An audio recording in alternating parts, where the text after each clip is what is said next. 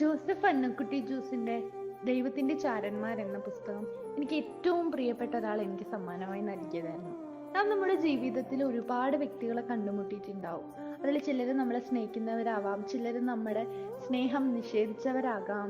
അതുപോലെ ബലഹീനതകളിൽ താങ്ങായി നിന്നവർ, സഹായിക്കാൻ കരം നീട്ടിയവർ, മുഖം തിരിച്ചവർ, അങ്ങനെ ഒരുപാട് ആളുകൾ.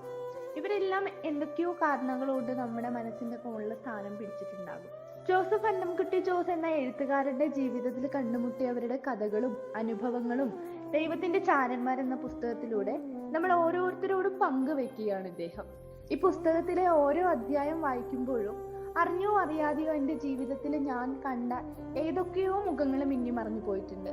പലരോടും മിണ്ടാൻ തോന്നിയിട്ടുണ്ട്, ഏതൊക്കെയോ സൗഹൃദങ്ങൾ പുതുക്കാൻ തോന്നിയിട്ടുണ്ട്, ഒഴിഞ്ഞുപോയ പ്രണയത്തെ ഓർത്തിട്ടുണ്ട്, വെറുപ്പുകൾ ഇല്ലാതായിട്ടുണ്ട്.